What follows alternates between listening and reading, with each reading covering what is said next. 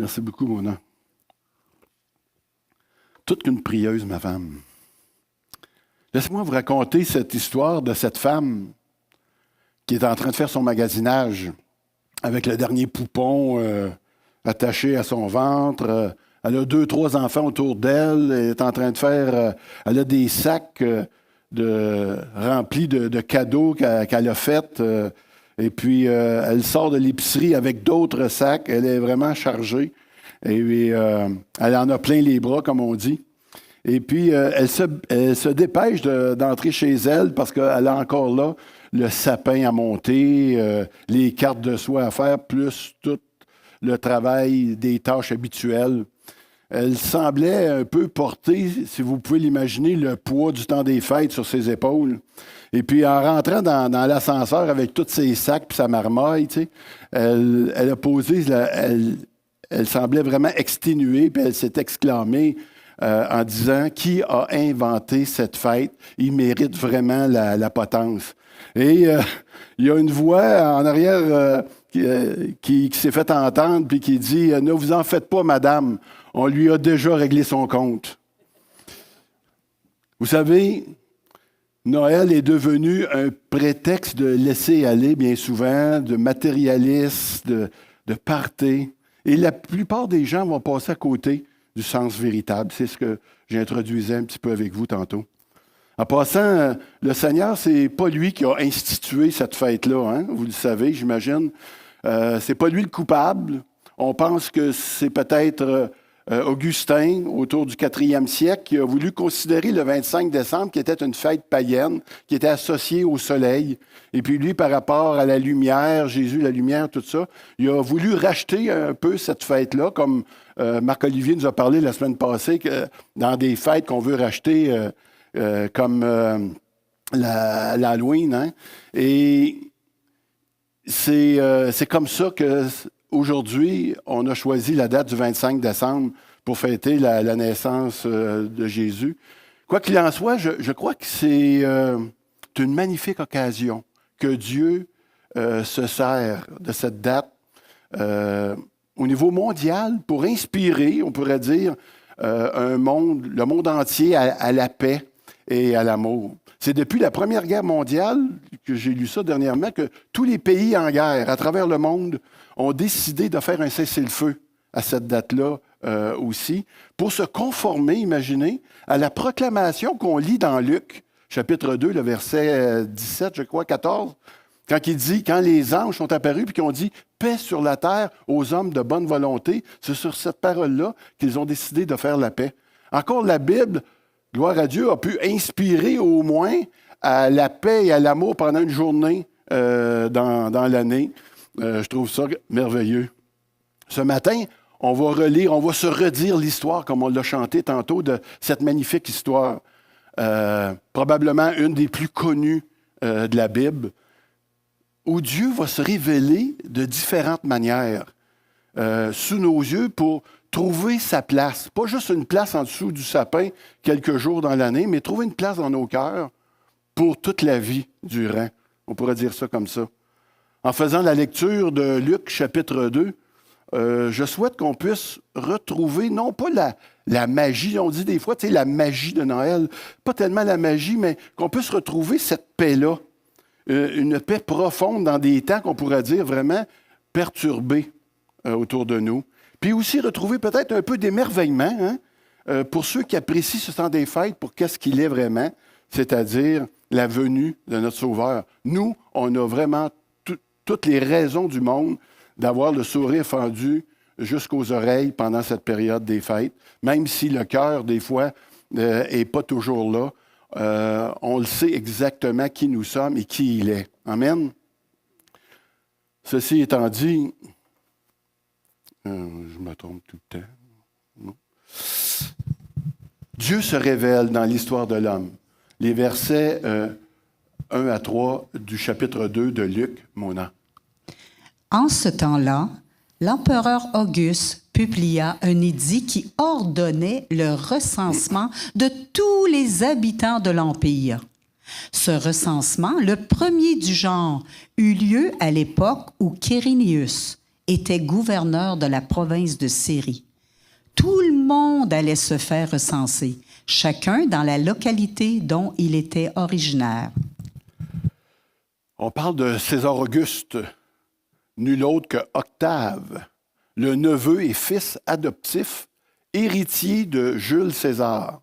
Les sénateurs romains ont élevé Octave au rang suprême d'Auguste, le terme qui veut dire vénérable et qui doit être vénéré comme un dieu. Et Dieu va se servir de l'empereur, de celui qu'on pourrait dire qui pourrait se prendre pour un dieu, pour démontrer, comme on l'a mentionné tantôt, sa souveraineté sur tous les rois de la terre, lui étant le roi des rois, et en particulier ici sur Auguste. Le supposé roi de la terre va devenir, si vous permettez l'expression, un tigus.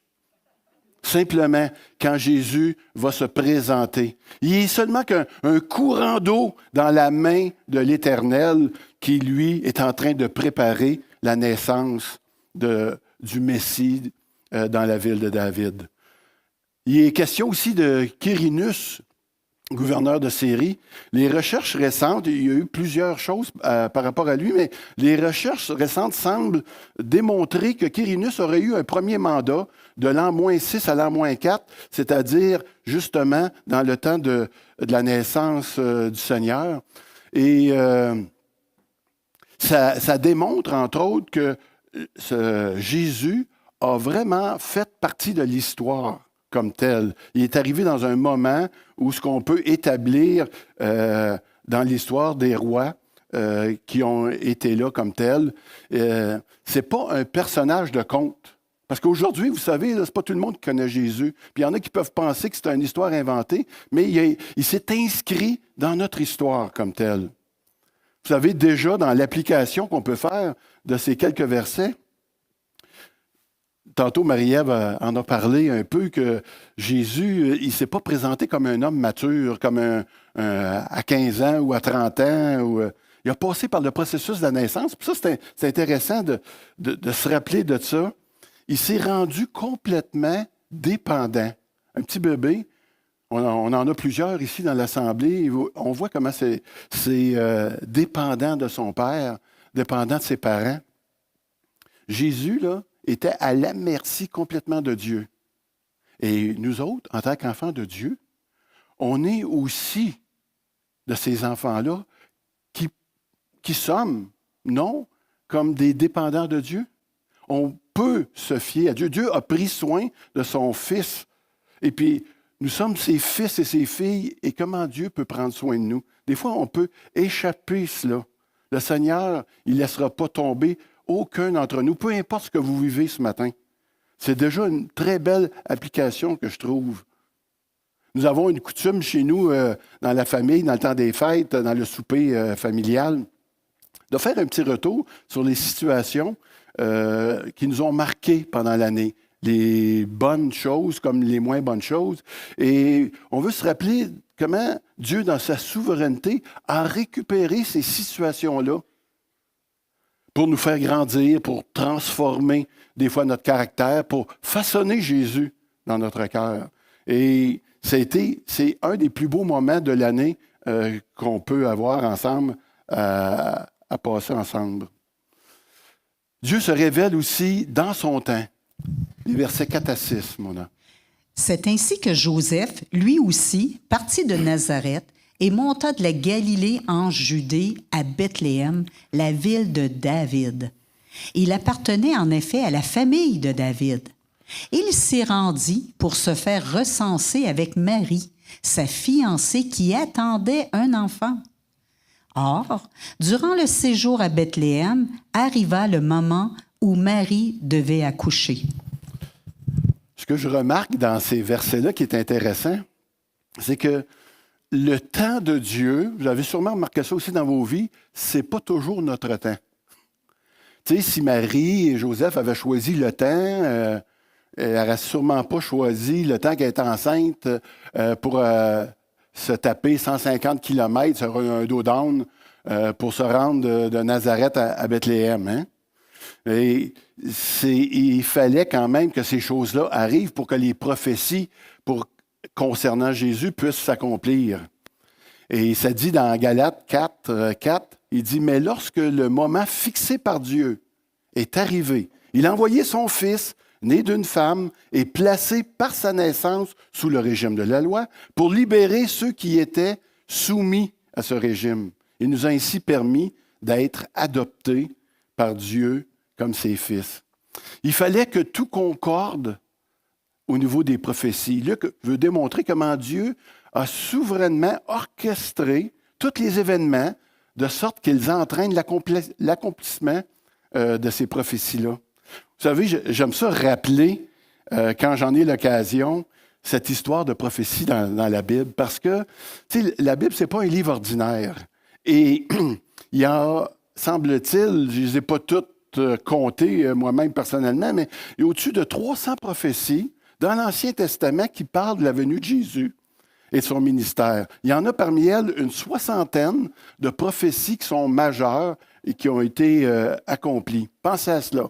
La possibilité qu'une seule de ces 300 prophéties-là se réalise est de l'ordre d'environ 1 sur 100 000. Que 8 de ces prophéties-là se réalisent est de l'ordre de 1 à la 10, 1 sur 10 à la 17, c'est-à-dire 17 zéros après le 1. Semble-t-il, selon les mathématiciens, après 14 zéros, la chose devient impossible. Et il y a Pierre Stoner, un astronome mathématicien, pour juste vous mettre dans l'idée de qu'est-ce que ça représente, ces chiffres-là, ces zéros-là. Il a donné une image que je trouve toujours intéressante et que je rappelle.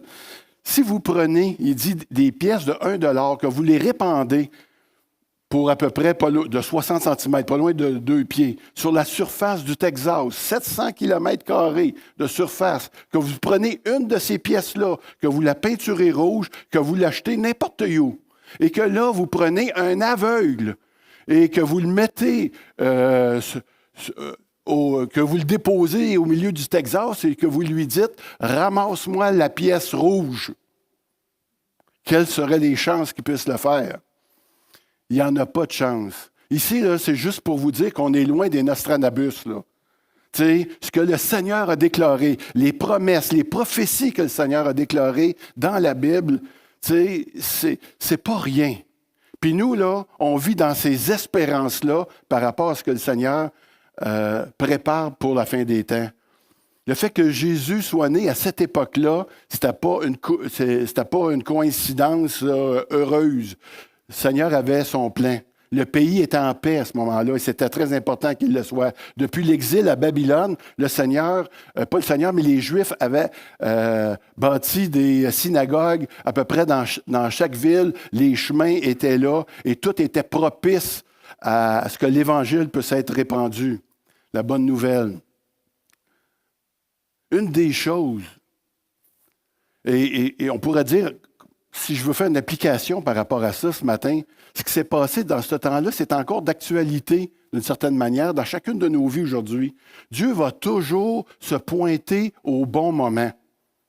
Vous savez, nous autres, on a un petit problème avec ça parce que quand on prie et que les choses n'arrivent pas, des fois, on a tendance à mettre un petit peu du nôtre dans ça. On le voit dans la Bible avec des personnages comme Abraham qui ont eu des promesses dans leur vie puis qui ont mis un petit peu du sien, c'est-à-dire qu'il n'a pas attendu que Dieu agisse. Ils sont allés vers la servante Agar et puis vous savez tout ce qui est arrivé par rapport à ça. Ishmaël est né et tout. Mais c'est arrivé aussi avec Moïse. Dieu avait des promesses pour Moïse de la même manière. Et Moïse est allé essayer de faire arriver la promesse de libérer le peuple d'Égypte par ses propres forces. Puis on sait ce qui est arrivé. Il a fini par tuer quelqu'un. Ce n'était pas une bonne idée. Puis il a fallu qu'il attende le moment précis de Dieu. En pensant à ça, j'ai les gens de l'Espoir qui étaient plus proches dans ce que je vais dire vont se rappeler de ça. Vous savez, le marché économique, je ne veux rien enlever à l'Église du Flambeau. Au contraire, vous allez voir, c'est que nous, à l'Espoir, on y avait pensé avant vous autres. Ah non, écoutez, Quelques années même avant, on avait même bâti une équipe. On a préparé la cuisine, on a agrandi la cuisine pour préparer cela. Et il est arrivé quelque chose qui a fait que ça n'a pas pu fonctionner. Mais on ne s'est pas trop battu avec ça, puis on a laissé aller. Puis là, on a vu la chose se réaliser sous nos yeux par la volonté de Dieu, par l'Église du Flambeau. Puis aujourd'hui, on est participants, tout le monde ensemble dans cette œuvre-là. Le Seigneur est arrivé dans son temps, il a fait les choses comme il devait le faire. Dieu a un temps pour chaque chose, hein? Et si on est patient, les choses vont se réaliser. J'ai appris souvent que quand on veut se précipiter, quand on veut aller trop vite, c'est souvent pas toujours le plan de Dieu, souvent pas le plan de Dieu. On va poursuivre. On a ici, Dieu se révèle comme un véritable homme, Mona. Elle mit au monde un fils, son premier-né. Elle lui mit des langes et il coucha dans une mangeoire parce qu'il n'y avait pas de place pour eux dans la pièce réservée aux autres. Voici l'événement, frères et sœurs, le plus extraordinaire, profond de l'histoire humaine, de l'histoire de l'humanité. La venue au monde de Dieu. De Jésus, Dieu. La manière dont Luc dit cette phrase-là, ça ne peut pas être plus simple. Elle mit au monde son premier-né. Pas de fanfare, pas de trompette, pas de voix venant des cieux, pas d'anges. Les anges vont apparaître un peu plus loin au berger. Marie avec Big Joe, Joseph, loin de sa famille, de ses amis, dans des conditions, on pourrait dire, négligeables. Ils vont donner naissance à leurs petits. C'est de cette façon-là que Jésus va passer de son royaume, de l'éternité, à l'espace-temps. Ça nous parle vraiment de l'humilité du Seigneur. Tu sais, la raison pourquoi Jésus s'est retrouvé dans un endroit si peu accueillant, c'est pas à cause de la méchanceté des hommes. C'est tout simplement de la volonté de Dieu. Tu sais, parce que Dieu aurait pu les loger dans le plus beau palais qu'il n'y avait pas. On est d'accord avec ça, hein? Mais c'est tout simplement que Jésus est venu pour servir, puis ça allait commencer drette là, pour parler le bon français. Dans Luc 22, 27, il dit « Je suis venu au milieu de vous comme celui qui sert. » L'application de ça ce matin, le Seigneur a renoncé à ses privilèges pour servir le royaume. Et nous aussi, en tant que personne qui est née spirituellement, on va devoir renoncer à notre confort. Lui a renoncé à son confort du ciel pour venir s'établir ici. Nous aussi, on va renoncer à un certain confort pour s'impliquer à construire le royaume. Et en pensant à cela, hier, là, j'ai regardé tous les gens qui se sont impliqués pour la fête de Noël. Pendant l'année, je regarde tous les gens qui s'impliquent. De quelle manière? De multiples façons, les gens s'impliquent. L'équipe de louange, vraiment, c'est un ministère tellement difficile. C'est un ministère qui est tellement exigeant. Les dimanches matins, les gens se lèvent. Les enfants, ils sont là, ils vont pratiquer des chants, ils vont se rencontrer pendant la semaine. Les moniteurs d'école du dimanche, c'est la même chose. Ils ont pris le temps pendant la semaine de préparer des leçons, de se mettre à part pour ça. Le dimanche matin, je pense que tout le monde, eux autres qui sont en bas ce matin, ils aimeraient ça être avec nous autres, puis être ensemble pour partager le culte au complet avec nous. Mais le Seigneur nous a mis à cœur d'être auprès de nos enfants, de leur faire du bien. Beaucoup de personnes se laissent déranger puis payent le prix dans l'Église. D'autres s'impliquent de multiples façons dans le bâtiment, dans les paniers économiques. C'est phénoménal de voir ça les vendredis et puis même dans le magasin pendant la semaine, auprès des détenus, auprès de nos malades, des pauvres, le soutien auprès des personnes âgées, elles-mêmes qui sont là dans la prière souvent. Je regarde Mme Laplante, tu sais, qui a sa liste et puis qui prie régulièrement pour ça. L'entraide des groupes maisons. J'aime voir ça, j'entends des conversations ou des événements, comment les gens ont pu s'aider au travers les groupes maisons, les clubs de lecture. On est vraiment encouragé. Tout le conseil pastoral, je le sais, puis on est reconnaissant de voir l'engouement et de voir l'engagement des gens ici. Quand Dieu se révèle par Jésus à nous autres, on devient des serviteurs comme lui, en le mettant au service des uns des autres. On développe cette humilité qui provoque la grâce de Dieu dans nos vies, tu sais. Puis en parlant d'humilité, Dieu se révèle ou révèle sa gloire aux humbles ici dans notre récit. On va poursuivre. Mona. Dans les champs environnants, des bergers passaient la nuit pour garder leurs troupeaux. Un ange du Seigneur leur apparut et la gloire du Seigneur resplendit autour d'eux. Une grande frayeur les saisit. N'ayez pas peur. Je vous annonce une nouvelle qui sera pour tout le peuple le sujet d'une très grande joie. Amen. Les premiers à qui Dieu a décidé de se révéler, ce n'est pas les grands. Et ça, c'est encourageant aussi, mais à des simples bergers. Pourquoi? Parce qu'ils étaient de condition humble. Vous savez, les bergers en Israël, c'était une classe inférieure en Israël. Ils représentent les pauvres, les humbles, pour qui le message du salut est effectivement une très bonne nouvelle. Quand tu es pauvre, puis que tu n'es pas en haut de la classe, eh bien, le message du salut, c'est vrai que c'est une bonne nouvelle. Jésus va s'identifier aussi, j'ai pensé à ça, que Jésus allait s'identifier aussi aux bergers, aux grands bergers. Puis il dit, ça c'est des bergers. Il va même s'identifier à cet agneau parfait qui va être livré, tu sais, pour nous, à la croix. Peut-être pas pour rien qu'il les a choisis, mais c'est sûr que les gens qui ont un statut social plus élevé sont souvent plus indépendants. Le Seigneur dit, c'est difficile à un riche de rentrer dans le royaume des cieux. Ils ont d'autres choses, d'autres chats à fouetter qu'à se préoccuper de ces choses-là. Les Hérode et les Augustes, qui étaient pourtant à quelques kilomètres de Bethléem, qui auraient pu y aller, se déplacer pour aller voir, parce qu'ils savaient qu'un roi venait de naître, ne se sont pas déplacés, ne se sont pas dérangés pour y aller.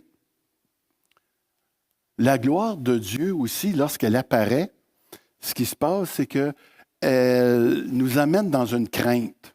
Il y a une crainte qui s'empare de nous. C'est la première fois ici, depuis 400 ans de silence, que là, Dieu va se manifester. C'est comme si Dieu dit, me voilà rendu avec vous. Emmanuel, Dieu avec nous. Il est revenu. Il va se manifester dans une gloire qu'on voit très, très peu, effectivement. On va voir ça avec Pierre, Jean et Jacques sur la montagne, éventuellement aussi, où Dieu va manifester sa gloire au moment de la transfiguration. Et on va le revoir. C'est quand qu'on va le revoir, cette gloire-là, dans les Écritures? Elle va se produire. Et oui, c'est ça, vous l'avez eu, au retour du Seigneur. Hey, ça va être glorieux. Ça va être vraiment extraordinaire. T'sais, ça dit dans Matthieu 24, 30, « C'est alors que le signe du Fils de l'homme apparaîtra dans le ciel. Alors tous les peuples de la terre se lamenteront. Et ils verront le Fils de l'homme venir sur les nuées du ciel avec beaucoup de puissance et de gloire. » Est-ce que vous avez hâte, vous autres? Quand on s'arrête à ça, c'est sûr. Aujourd'hui, certaines personnes peuvent avoir tendance de voir le Seigneur comme un chummy. « Ah, c'est mon chummy. » Pas sûr. Tu sais, mon chum d'en haut, des fois, j'entends ça.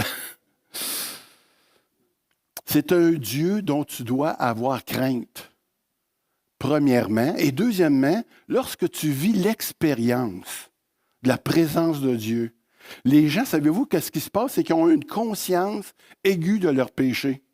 Des fois, je pense que quand les gens qui ne connaissent pas le Seigneur, qui vont se retrouver de l'autre côté, ils vont savoir, ils vont voir tout le poids du péché et leurs décisions qu'ils n'auront pas prises en faveur de Jésus-Christ. Et c'est ça que ça produit. Quand tu as l'expérience de Jésus-Christ dans ta vie, là, ce qui se passe, c'est que tu cherches sa grâce parce que tu sais que tu ne passeras pas. J'ai déjà témoigné à des personnes que c'est exactement ce qu'ils m'ont dit. Ils m'ont dit, Serge, je reconnais que je suis un pécheur, puis je le sais que je ne passerai pas. Je ne peux pas passer. Puis il n'était pas encore né de nouveau à ce moment-là. Si on est prêt à se laisser déranger, et si on s'empresse, ou si on veut juste le connaître, eh bien, Dieu va manifester, il va se manifester à nous, simplement. Il apparaîtra peut-être pas dans sa gloire de cette manière-là, mais il va vouloir se laisser découvrir, surtout si tu l'approches avec beaucoup d'humilité. On continue. Dieu se révèle comme le Sauveur. Un sauveur vous est né aujourd'hui dans la ville de David. C'est lui le Messie, le Seigneur. Dieu désire sauver les hommes de leurs péchés et leur offrir la vie éternelle, une vie nouvelle.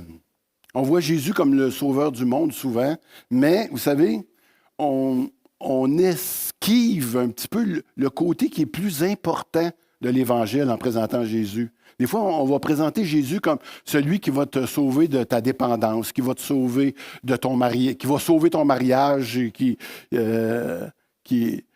bascule un peu, qui va te sauver d'un coup dur financier, d'une vie qui n'a pas beaucoup de sens. Lorsqu'on veut présenter Jésus, on veut le présenter comme ce sauveur-là qui vient sauver ta vie. Mais en général, tout ça, c'est des symptômes du péché, tout simplement. Et c'est cela que Jésus est venu nous sauver. Jésus veut te sauver ou venir sauver l'humanité de ce péché, de ses péchés. Et lorsqu'il va le faire, ça va bénéficier, ça va nous donner des dividendes qui sont reliés à ce salut-là. Les Juifs, eux autres, espéraient un sauveur qui allait venir les délivrer de leur ennemi, les Romains. C'est pour ça qu'ils voulaient le voir. C'est pour ça qu'ils ne l'ont pas vu non plus. Ils voulaient le voir avec un épée, celui-là. Mais ce n'est pas là qu'il va arriver. Dieu envoie un sauveur qui va les délivrer de leurs péchés. What? En général, les gens sont inconscients qu'ils sont des pécheurs. Et tout au plus, ils peuvent reconnaître qu'ils ont des petits défauts. Si je vais au centre d'achat, par exemple, et que j'interviewe les gens et que je leur demande, c'est quoi ton plus gros problème dans la vie? Ils vont te répondre beaucoup de choses, hein? Mais ça me surprendrait qu'ils te répondent ceci. Écoutez bien ça. Tu sais, moi, Serge, j'ai un grave problème avec ma conduite personnelle. Je fais souvent des mauvais choix, puis j'offense Dieu par mes paroles et par mes comportements qui ne sont pas tout à fait adéquats. Mon problème, c'est que je suis un pécheur et je suis un pécheur fini même, soumis à la colère d'un Dieu 3 fois saint. Personne ne va répondre ça. Ça serait trop... Hey. Puis je ne sais pas comment m'en sortir. Attends un peu, moi te le dire. Tu sais, ça serait le fun, ça serait comme ça, que le Seigneur prépare déjà tous les cœurs parfaits, puis là, on aura juste à poser la question. Vous savez, on peut nier qu'on est des pécheurs. Certainement, les gens peuvent nier ça, mais il n'y a pas personne qui peut nier que la mort les attend au bout de leur route. Il n'y a personne. Pourtant, le Seigneur, lui, il a pris les deux, le péché puis la mort. Puis lui, quand il parle de ça, il met les deux ensemble de cette manière-là. Ça veut dire que s'il pardonne tes péchés, eh bien, tout de suite, la mort n'est plus là. C'est la vie qui arrive. Ça va tellement complètement ensemble. Si tu veux vivre, il faut que tu règles le cas de ton état de pécheur, simplement. On peut dire aux gens que Jésus les aime, c'est sûr, mais ça n'a pas d'effet sur eux tant qu'ils ne se rendront pas compte de leurs problèmes, c'est-à-dire qu'ils sont des pécheurs, tout simplement. C'est ça la bonne nouvelle de l'Évangile. Jésus a payé le prix à la croix pour qu'on soit réconcilié avec lui. Et Jésus n'est pas seulement celui qui veut nous délivrer du mal de vivre, de nos angoisses, de nos problèmes financiers. Il veut tout simplement nous laver, nous purifier de nos péchés pour nous rendre plus blancs comme la belle neige de ce matin. On poursuit. Êtes-vous encore avec moi, vous autres, un matin? Ouais, vous n'avez pas veillé trop tard hier? c'est correct. On continue. Dieu se révèle par des signes. Attention, Mona. Et voici à quoi vous le reconnaîtrez. Vous trouverez un nouveau-né dans ses langes et couché dans une mangeoire. Et tout à coup apparut aux côtés de l'ange une multitude d'anges de l'armée céleste qui chantaient les louanges de Dieu. Gloire à Dieu au plus haut des cieux et paix sur la terre aux hommes qu'il aime. Boy, Mona. Premier signe, il dit... Ce n'est pas que l'enfant est emmailloté qui est un signe. Toutes les mères qui se respectent emmaillotent leur enfant. Ils vont s'assurer que l'enfant est bien au chaud, mais c'est que le signe ici, c'est qu'il est dans une mangeoire d'animaux. T'sais. Alors, et cela décrit encore une fois parfaitement l'humilité de notre Sauveur. Un autre signe encore plus extravagant qu'on voit ici, c'est que l'ange est en train de parler au berger, alors que là, la multitude de l'armée céleste, un événement sans précédent dans l'histoire des Écritures. Et qu'est-ce qui se passe? Quand tu es dans la présence de Dieu, avec l'armée céleste, qu'est-ce que tu te mets à vouloir faire? À louer, à chanter ses louanges. Exactement. Hey, tu sais, une méchante chorale, là. C'est pas 3-4 anges, là. Il y a une armée ici, d'anges. Et pour chaque personne qui se convertit, il y a une armée d'anges qui se réjouit.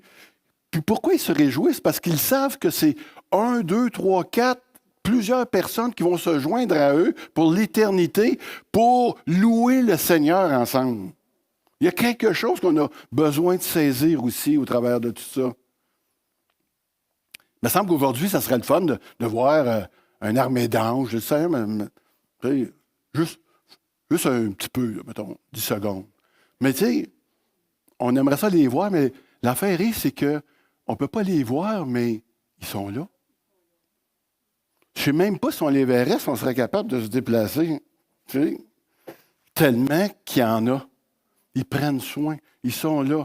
Ils sont au service de Dieu.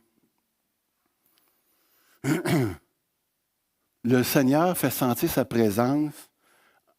Tu sais, j'ai remarqué une chose, c'est que souvent, les personnes veulent voir Dieu, surtout dans les miracles, dans les guérisons, dans une entrée d'argent là, imprévue, tu sais, dans des choses un peu extraordinaires. Puis aussitôt que l'extraordinaire est passé, bien, c'est comme si Dieu n'existe plus.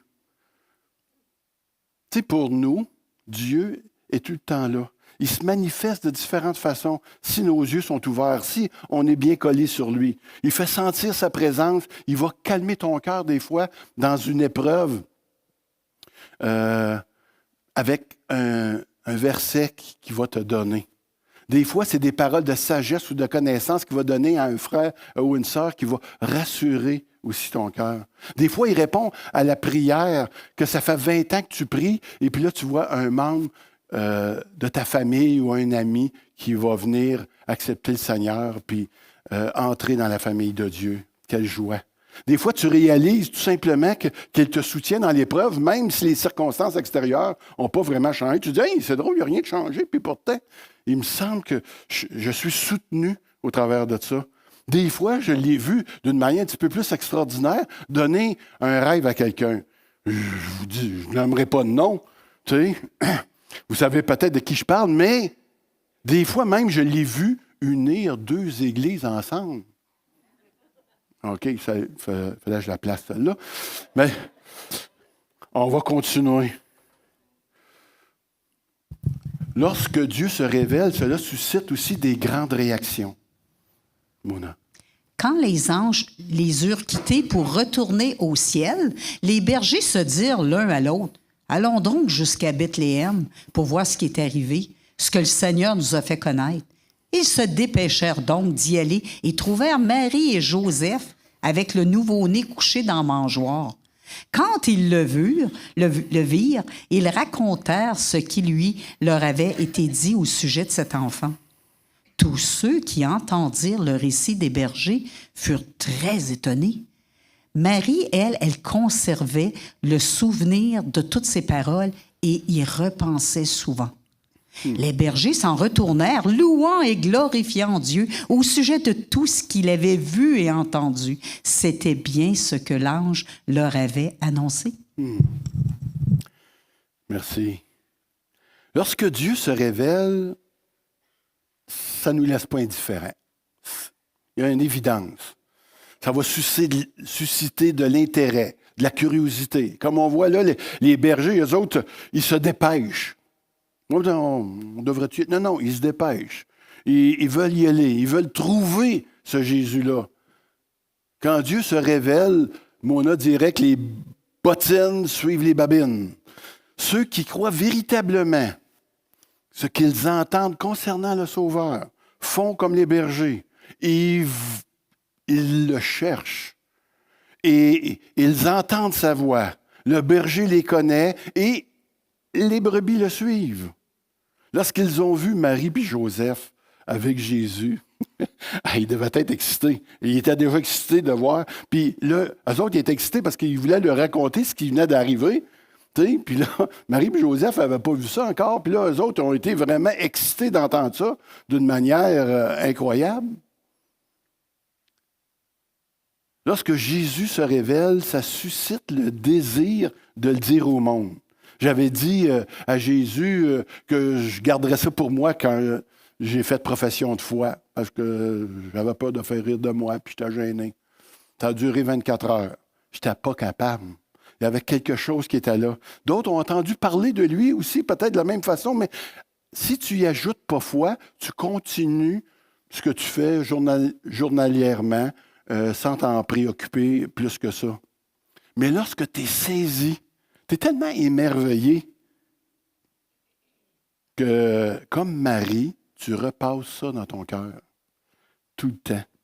Je me rappelle, j'ai appelé ma sœur, Colette, la plus vieille chez nous, je pense que je l'avais déjà dit, puis quand j'ai dit à Colette, c'est pas ce qui vient de m'arriver.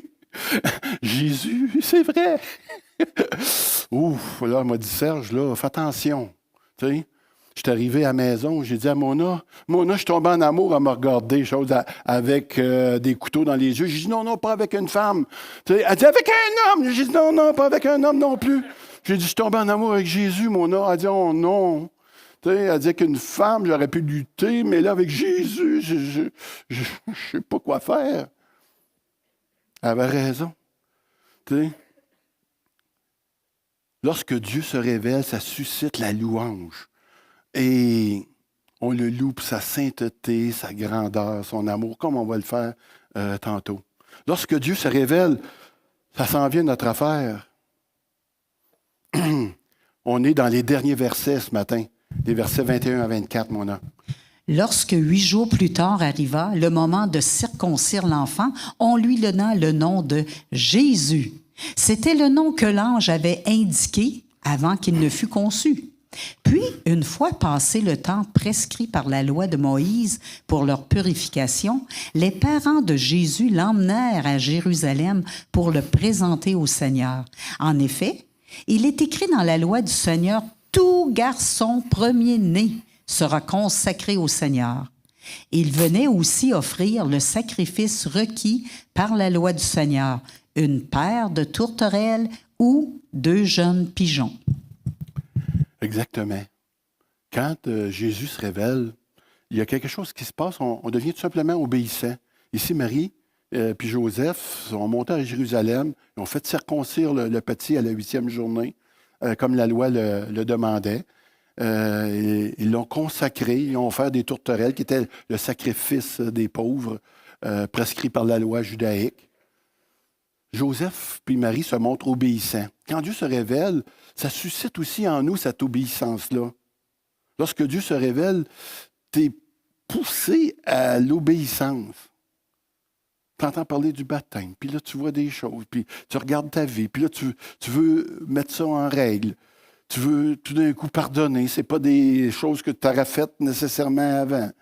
Tu cherches à servir. Tu te demandes, il y a quelque chose qui se passe dans ta vie qui est inhabituel de ce qui se passait avant. Tu veux faire des amendes honorables, des amendes honorables. On a vu encore dernièrement des personnes faire des amendes honorables à l'Assemblée ici. Puis c'est toutes des choses inhabituelles qui se passent dans nos vies. Je sais que le Seigneur, qu'il y a des personnes à qui Dieu s'est révélé cette année et qui ont été touchées. Je le sais parce que ce sont des personnes qui se sont mis à obéir simplement à la parole de Dieu. C'est ce qui se passe, l'obéissance. En tant qu'enfant de Dieu, on se réjouit de connaître sa paix. Ce n'est pas une paix qui vient des hommes, comme on l'a mentionné. C'est vraiment une paix qui vient de Dieu. Et on se met à exercer le service les uns les autres. On veut être attaché au corps, on veut se connaître, on veut apprendre à vivre ensemble. Il y a quelque chose qui nous pousse. Et plus on se rapproche de lui, plus on se rapproche les uns des autres parce qu'on est son corps. C'est normal. Et en terminant, je voudrais inviter les musiciens à s'approcher. J'aimerais souhaiter à chacun d'entre vous ce matin un très joyeux Noël. Non pas un temps des fêtes, mais un très joyeux Noël. Est-ce que ça se dit encore, ça? Joyeux Noël. On a-tu le droit de dire ça sans qu'on se fasse arrêter? J'espère qu'en Église, on peut encore le dire. Tu sais, en tout cas, mes frères, mes amis, les gens d'Asbestos ce matin, que cette fête de Noël soit un moment de joie et de partage familial, de tendresse, de bonheur. Je l'espère. Que ce soit un temps pour exprimer aussi notre foi en Jésus-Christ. Si les portes s'ouvrent, et des fois, souvent, le Seigneur va permettre qu'on puisse manifester notre foi. Jésus est venu parmi nous pour nous montrer le chemin de la vérité puis de la vie éternelle. Puis on est content de ça. Donc, je souhaite à chacun que le Seigneur se révèle d'abord dans ta vie comme ton sauveur, si ce n'est pas fait. Si tu n'as pas réalisé, comme on a entendu ce matin, ce témoignage, où ce que Jésus a ouvert le cœur de notre sœur Rebecca. En passant, Rebecca, garde ce témoignage-là proche parce que Rebecca veut venir avec nous en prison. Elle va sûrement avoir la chance de témoigner de ce que le Seigneur a fait jusqu'à aujourd'hui dans ta vie. Et si tu reconnais déjà que tu es un enfant de Dieu, eh bien, je te souhaite qu'il puisse se révéler de plus en plus par toutes sortes de signes pour affermir ta foi, de façon à ce que tu puisses partager vraiment ta joie avec tous ceux qui vont te demander raison de cette foi-là. Amen. Amen.